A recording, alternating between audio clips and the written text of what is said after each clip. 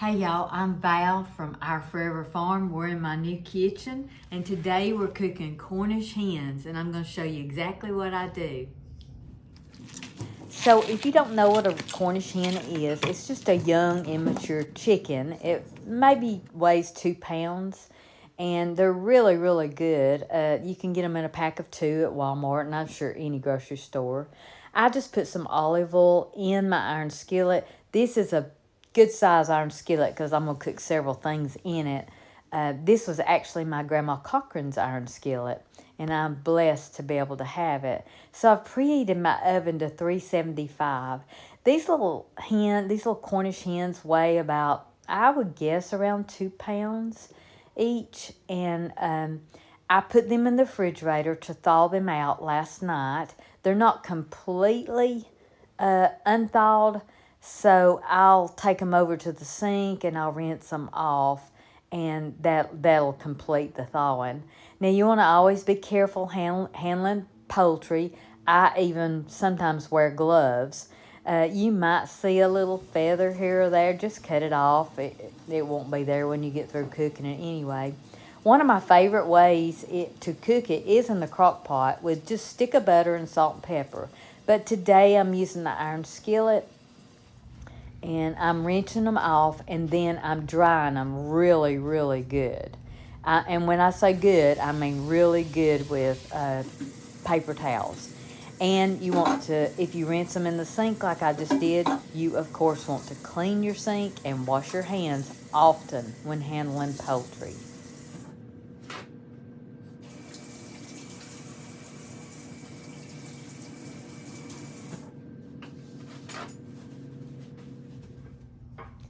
This right here is going to hang somewhere in my kitchen, and it's just laying there. Nobody's put it up for me, and so I'm trying to figure out where to put it.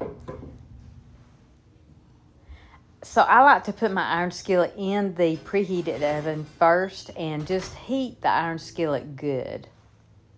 So when you cook a chicken of any size in the oven, you just want to make sure they're good and dry, because instead of baking it or roasting it in the oven, it will be steaming in the oven, and you don't want that. I mean, it would be fine, but you just want to really make sure these are good and dry. And those little dishes there I'm using, those are actually disposable cutting boards, and my daughter gave me some, and I love them. Say hey, Sweet Hunter. Hey, Sweet Hunter. Good morning, everybody. How are y'all? We're making Cornish hens today. Now you can spatchcock these, which means to cut the backbone and flatten them out. We're not doing that. We are cooking them in iron skillet. And I want to ask you if you'll run out to the freezer and get my broccoli, a bag of broccoli. So I'm gonna cook broccoli and potatoes with these. In the chest freezer? Yes, in the chest freezer. All right. Thank you. You're welcome. So I'm sure you noticed all the noise. So we have about 5 people in and out of our house working on different things right now. So you'll hear that throughout the video.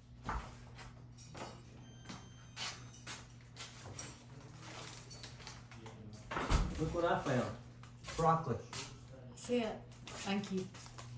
So when cooking in an iron skillet, even if it's going in the oven, I always like to sear my meat first. So that's what I'm doing here. I'm just searing, just browning the meat on both sides just a little bit, just to get it started. Now, the pan is hot, but I did turn the eye on just a little bit. So the broccoli in that bag, it was originally fresh broccoli before I froze it, just whole in the bag. And so it says it has been washed, but I always like to just re-wash everything.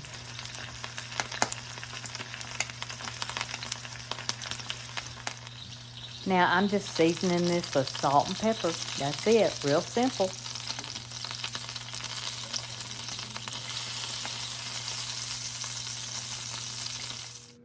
Now I'm just cutting up some onion and potatoes, and I'm telling you, when you put these potatoes in this iron skillet, it's almost like fried potatoes. Y'all don't tell Sweet Hunter that there's onions in there, please. So as you can hear, we have carpenters in the house doing a lot of work. So I'm sure this food is driving them crazy smelling it. They're in the living room, not in the kitchen right now, so I'm just cooking away. So I'm just adding the potatoes on one side. I just slice them like you do, fried potatoes.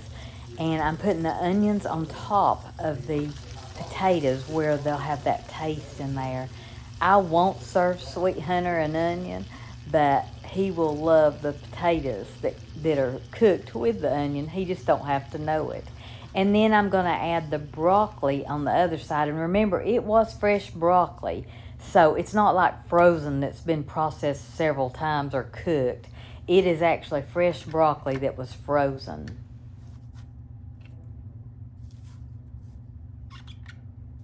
Hey, did you want that outlet up high? Over that little dresser thing there? You wanted it high? No, Where do you want it at? just behind the dresser. Just behind the dresser? There's already one there.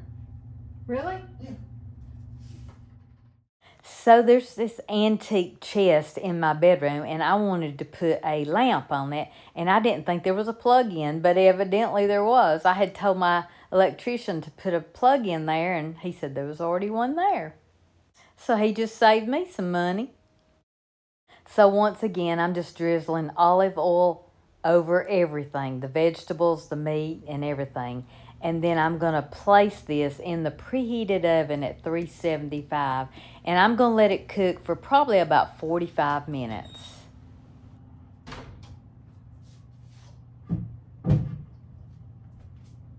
So I've got this much broccoli left over, and I'll have broth from that soup, from the chicken. So what I'm going to do is make some broccoli and chicken soup tomorrow. Maybe make some homemade noodles. I think that will be good. I'm going to clean up my mess and get out of here for the carpenters because they've got to do some work on lights in my kitchen. If you look to the left there, they've already started adding me a plug-in right there. At the sink, there wasn't one, so I really appreciate that. So if you heard my tea story the other day on Facebook, you know that I made a huge mess in my refrigerator by having a tea pitcher that got knocked over, went all the way down my refrigerator. But I guarantee you I have a clean refrigerator now. But I wanted to show you what I do with tea that we don't drink. I put it in one of these, one of those lemonade plastic containers, and I actually can freeze it. So when the kids come over, I'll always have tea ready to go. Now, we're going to drink some of this, so I'm putting it in the refrigerator. But that's a great way to have tea always ready. Looking good, but not ready yet. So I'm going to go ahead and start the biscuits. I have had several requests asking me to make the 2-ingredient biscuits again on a video. I make them all the time, but I don't usually walk you through it. I'm going to walk you through it. So, very simple. Best biscuits ever. So I use 2 cups of self-rising flour. I pour them in a bowl. And then I use heavy whipping cream. Now, I've had several people tell me that's more than 2 ingredients. I guess they're reading the labels. I don't know. But to me, it's 2 ingredients. Heavy whipping cream. I use 1.5 cups. So that's 2 cups of self-rising flour, 1.5 cups of heavy whipping cream, and you stir it until it makes a dough. Now, if it's too wet, you can add flour. If it's too dry, you can add a little more heavy whipping cream.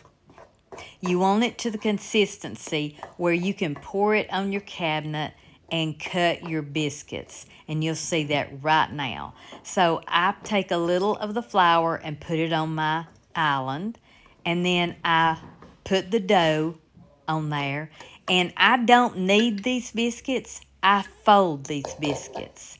So what I do is I put the flour down, and then I get flour on my hands, put a little bit on the dough, make sure and get all that goodness, and just fold the biscuit dough.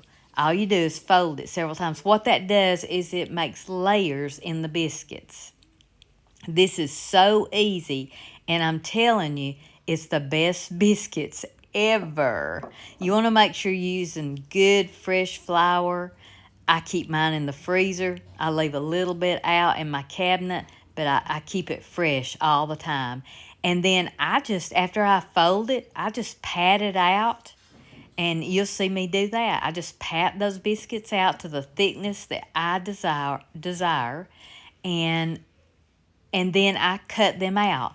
Now, I usually cut mine out with a little jelly jar, but you know we're moving. I couldn't find one, but I could find a little glass, a little, I don't know what kind of, a juice glass, I guess. And it was the perfect size. So I just start cutting my biscuits with that, and it works just fine.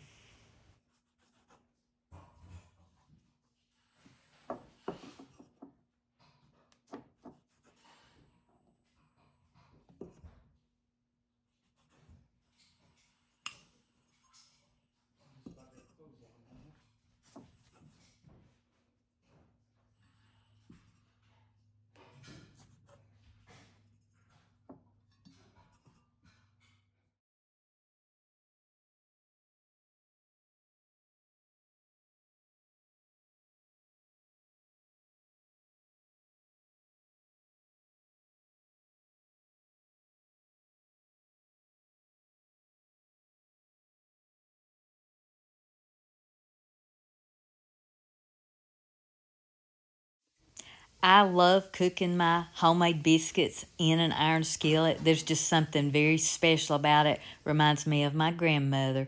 Oh, look, the little Cornish hens are done. And the broccoli and the potatoes. Oh, I wish you could smell this. It's just unbelievable. It smells so good. Well, supper's ready. So here's the Cornish hens, the potatoes, and the broccoli. It's ready, and I'm fixing to get the biscuits out.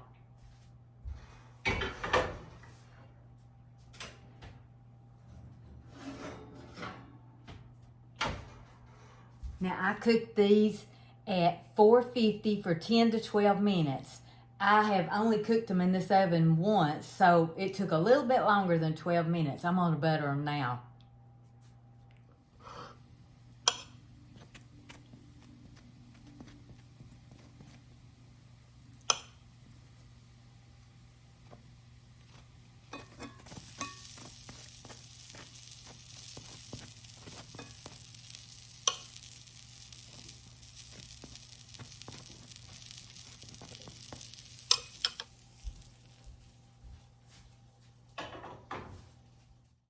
So you can butter your biscuits any way you want to. I just butter the tops, and I use salted butter.